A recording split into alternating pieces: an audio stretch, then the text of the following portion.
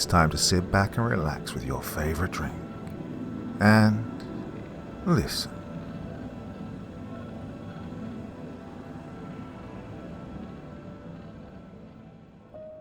How many nightmares leave you lying awake in a cold sweat after them? This story is based on just such a nightmare that the author had.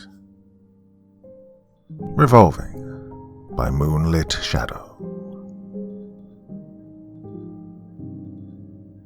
Well, I'm not sure how long I've been standing here, but I'm starting to get tired again. I need to see it one last time though before I drift off, so I continue to keep my eye out. I glance around once more at my neighbours standing next to me. Most of them were quiet and stared blankly into space, while others attempted to catch some sleep. And trust me, when you're exhausted like I am, sleeping while standing up is much more comfortable than you think.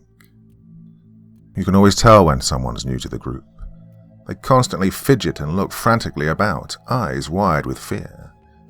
Then they desperately try to move their legs and bend over to free themselves from the metal clamps that held their feet in place, forcing them to stand. Of course, they'd eventually figure out how futile their attempts of escape were and would fall silent like the rest of us. I can only imagine that I must have acted just like them when I first came here.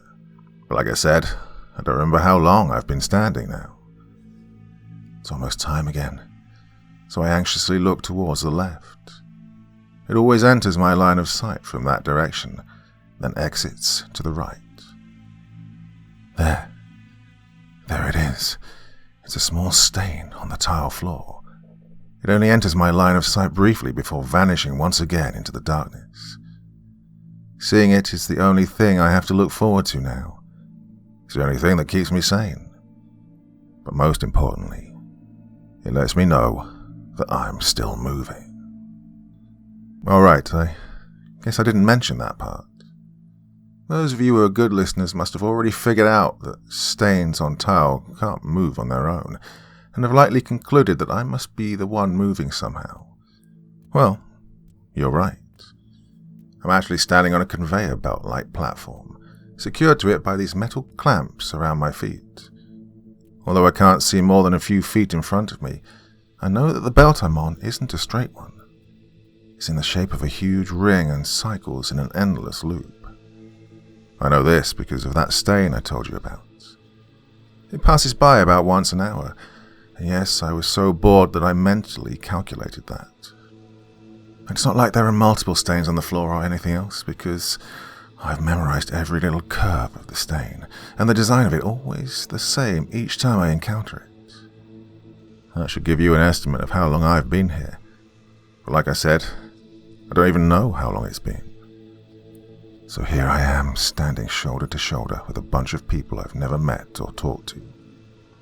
Those whose voices had once filled the place fell silent long ago, or have likely forgotten now how to speak altogether. The space, room, area, or wherever we are, is pitch black, save for the dim lights that dot the sides of the conveyor belt. Each one illuminates only about 3 feet in diameter, but beyond that, darkness. No matter how hard I squint, I can't make out any detail of anything that may be in front of me at the center of this circle. There could be someone standing right in front of me, just outside the light, and I wouldn't know it. Behind me isn't much better. Not only is it a pain to try and turn around when my feet are secured, pointing straight in front of me, and I have to shove aside the people standing next to me in order to rotate my body, but, well, it just isn't worth it. The view I get from behind is exactly what I see in front. And the only difference is that my sides cramp up from looking behind myself for too long, and so I usually just face forward and wait for the stain to come around again. There's one other defining feature about this place. On very rare occasions, a second conveyor belt can be seen, and it always arouses excitement amongst the people standing around me. This belt isn't circular like the one I share with everyone else. No, it's straight. The belt emerges from the dark depths of the circle and connects itself to the outside ring. When it appears, it is said that one person is selected from the ring to ride down the long platform towards the center of the circle. Once they vanish into the sea of darkness, they're never seen again. And then the mysterious conveyor belt retracts back into the dark void from which it came. I saw this belt appear only once since I've been here. It came from a man about 20 people down to my left. Those around him shouted and tugged violently at his clothes as he was removed from his routine course and began to follow the straight and narrow path before him. By the time I'd moved up to the spot where the man had been taken, he'd already long since vanished into the darkness. But I could just barely make out the remainder of the retreating conveyor belt before it disappeared from sight completely. I'm still not sure of what to make of that ghostly thing. I don't know whether I should fear it or beg for it to take me away from this place. But there is one thing I know for sure. There's something in front of me, awaiting me at the center of this circle. I suddenly awoke to a hand grabbing my shoulder. My eyelids bolted open and I quickly whipped my head towards whoever was touching me. I didn't scream, but my eyes must have been wide with fear because a voice said, "Oh, sorry. I didn't mean to startle you." Then the hand pulled away and its owner draped it back at his side. I didn't respond. I could only look in awe at this stranger who seemed to have materialized next to me. I definitely don't remember him standing next to me before I dozed off. Well, it had been someone else, so, well, how did he get there? The only logical conclusion I could reach was that he was a newbie and must have joined the circle while I was sleeping. But he didn't act like all the others who were new to the group. He wasn't scanning the area in fear or desperately trying to remove the metal clamps from his feet. Even the tone he spoke to me in seemed calm and sincerely apologetic for waking me. I guess he could have been here long enough for him to accept this strange situation. But if that's the case, how long have I been sleeping? I didn't even realize that I was still staring at the man until he spoke once again. "Look, I'm sorry I woke you up, but you're starting to creep me out now."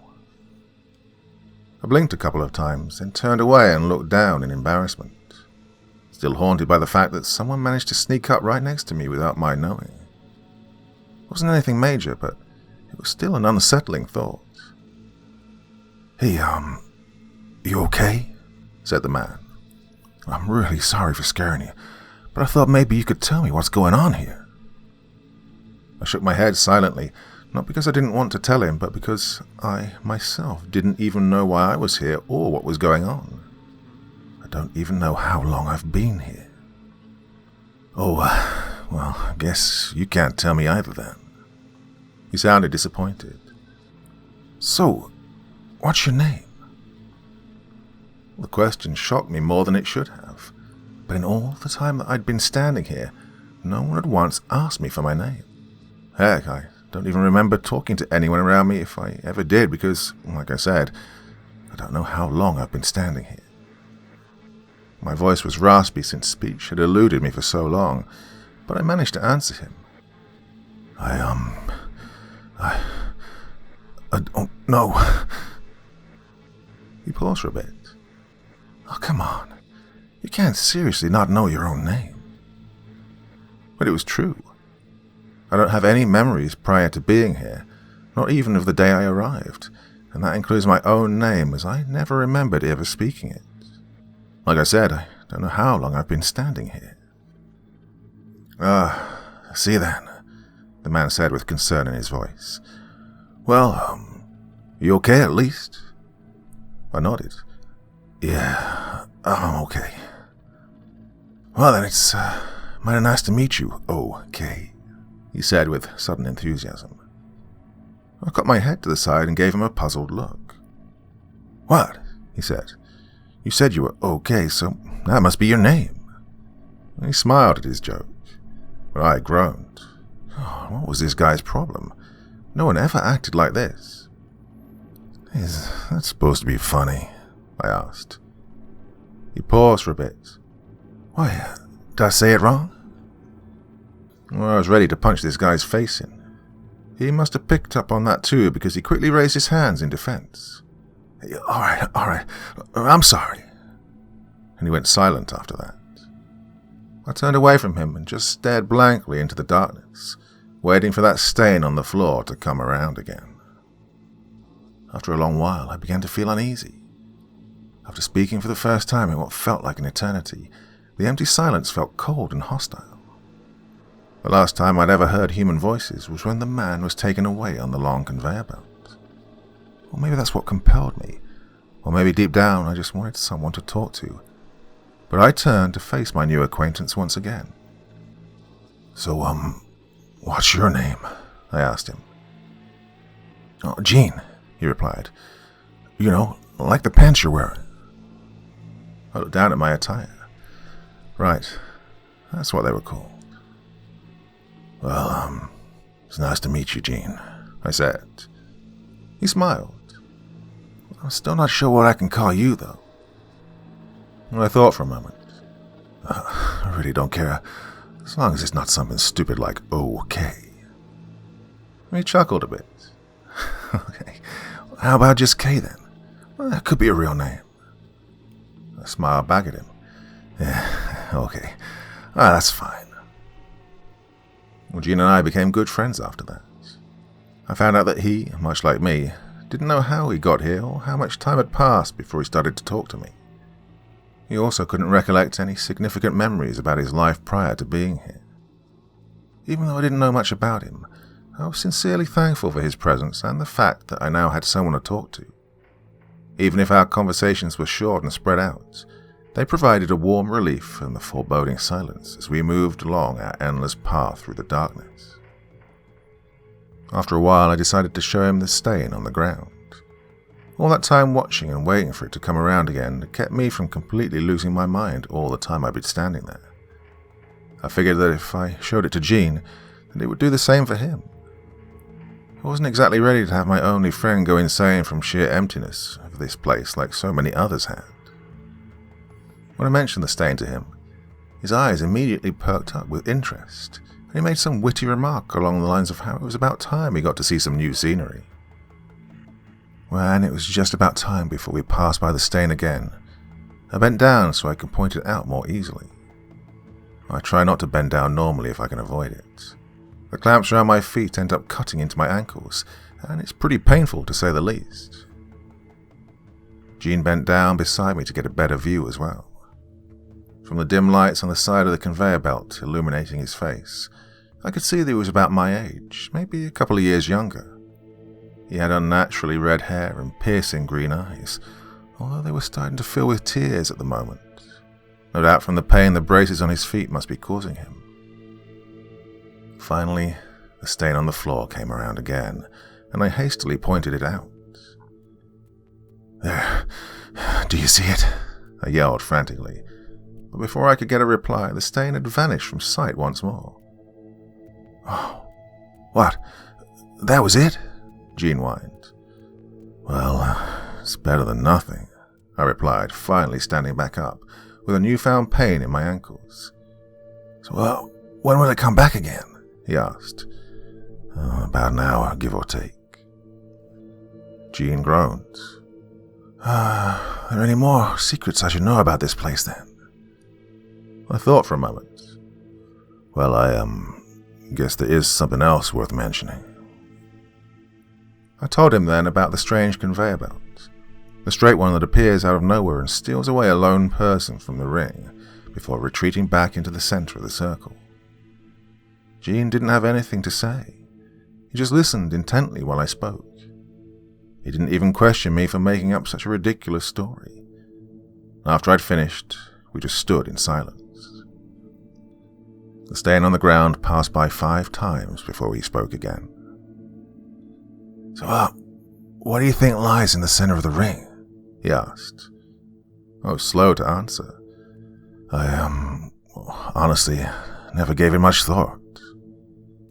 We were both silent for a long while. "Hey, what if it's freedom?" he said confidently.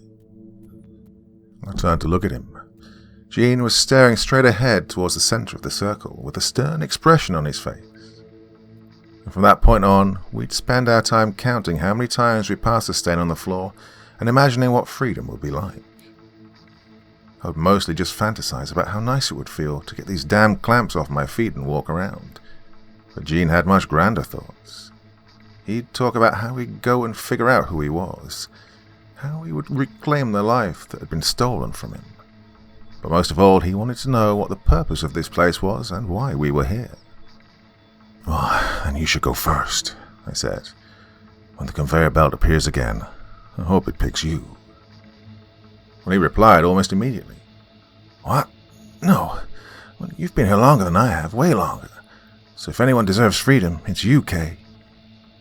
"You see, that's why I can't go," I said. "I don't even remember my real name like you do. You at least have a chance of finding out who you are." Gene didn't have anything to say at that.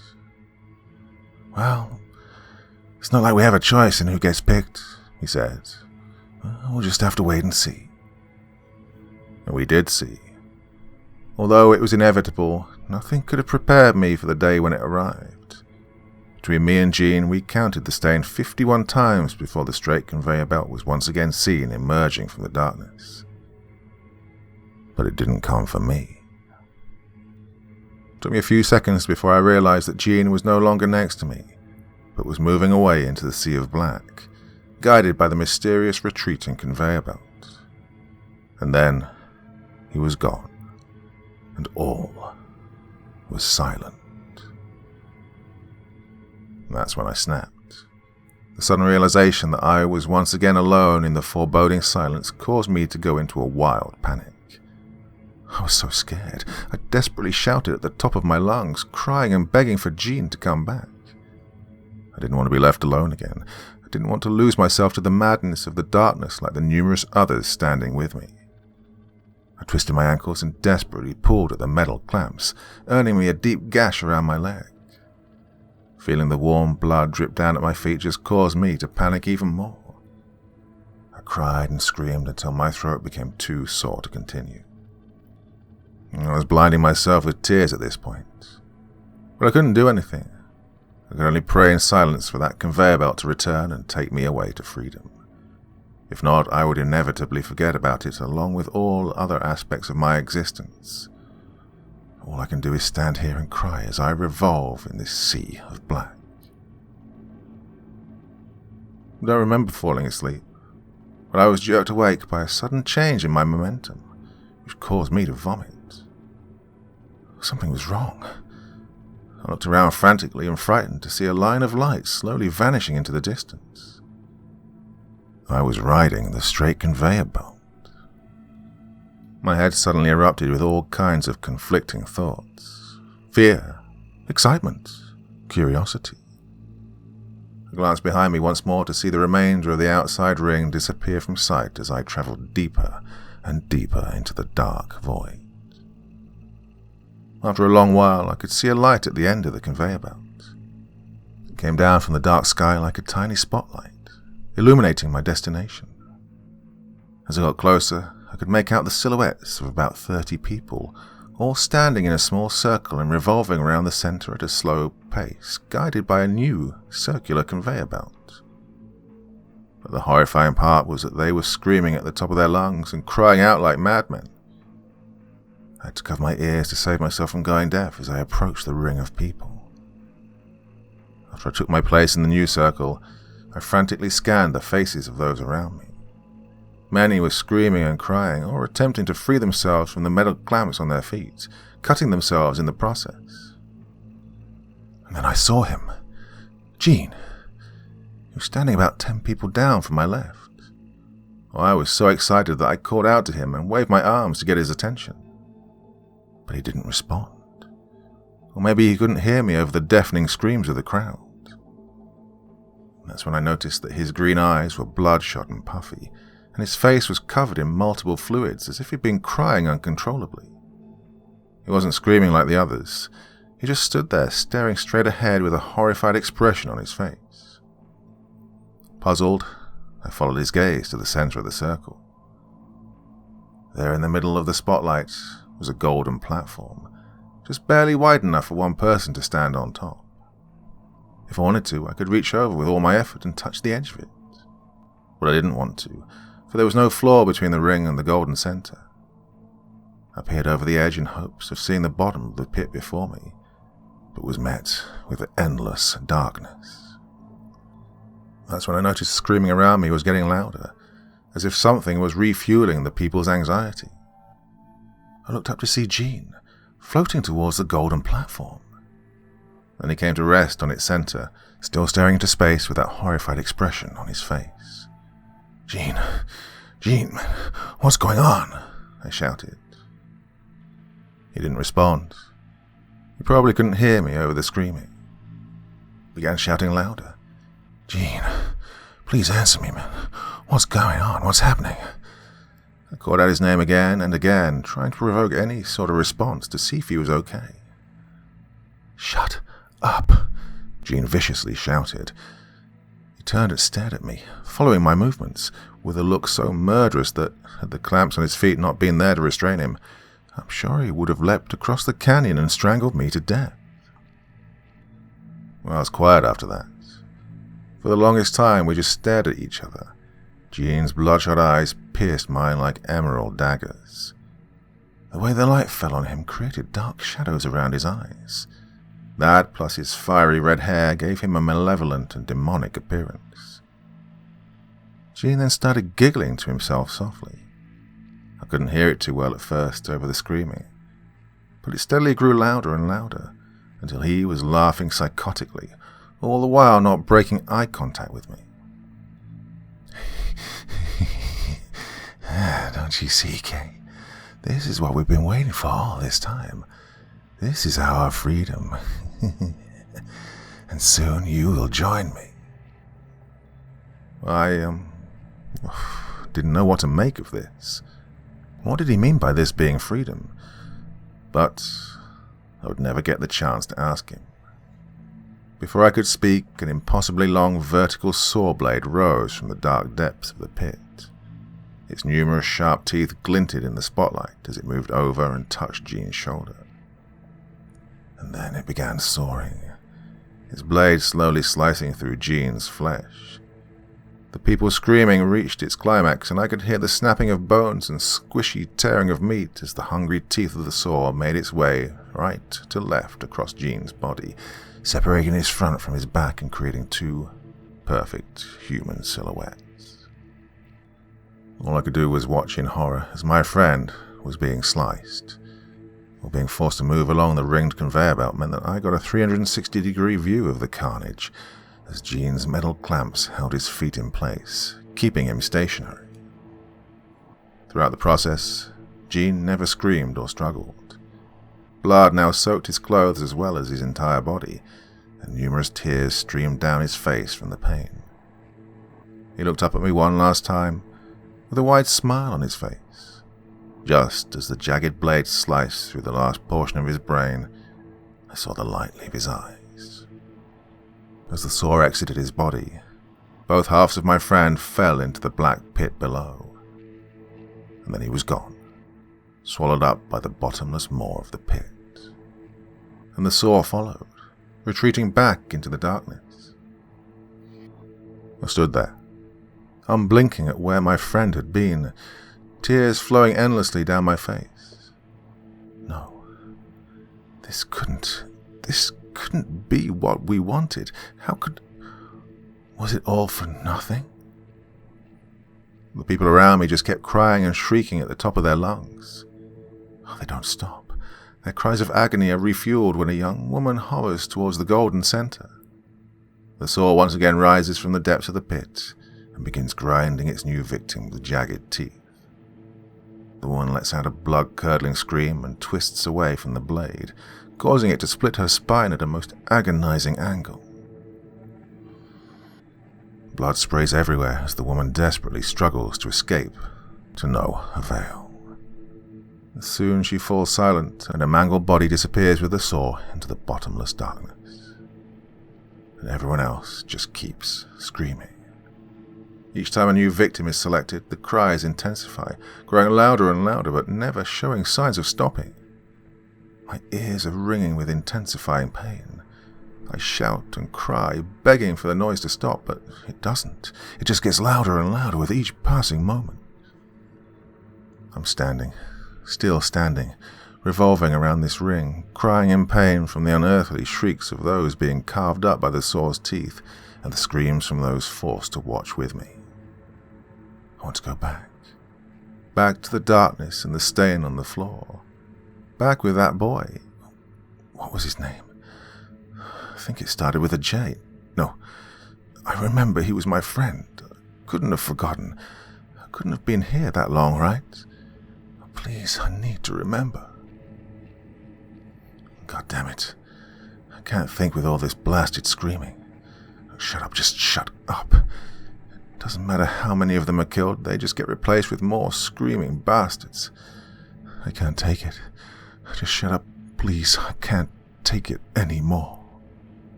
I don't flinch as I float over to the golden platform. I stand perfectly still as the saw begins to split my left shoulder. I don't react as the slow, jagged momentum of the sharp teeth slice through my flesh and snap my bones. As my skull cracks and the saw begins shredding my brain, I look up to see a ring of people revolving around me, looking up at me with horrified faces drenched in tears and the blood of past victims.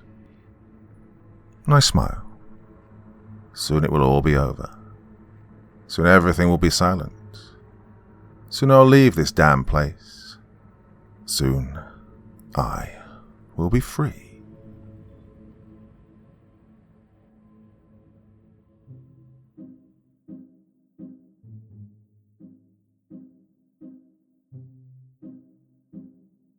What in the damn hell was all that about? Oh my god. Yeah, so, not the usual kind of thing I read, but, one hell of a nightmare. Whew, I can imagine waking up in a cold sweat if I had that one. Damn, so was that hell? Is that what awaits those of us who are damned forever? Oof, I don't know. Oof. Anyway, I had a really long story planned for tonight, but I haven't got it finished, so I had this one lined up just in case. So, it might be on Monday. I am, of course, aiming to get Operation Apple Tree finished on Sunday evening for you. I know a lot of you are waiting for that. And, well, the one that I was going to do tonight is awesome as well. So you're going to have a big hour and a half story on Monday evening. So this is a bit of a shorter one, but hey, good stuff coming up. And this was a good one as well, even though it was a bit shorter. Right, Friday evening. I think I'm going to go have a beer, enjoy myself. Hope you're doing the same. Till the next time, my dear friends. Very, very sweet dreams, and bye-bye.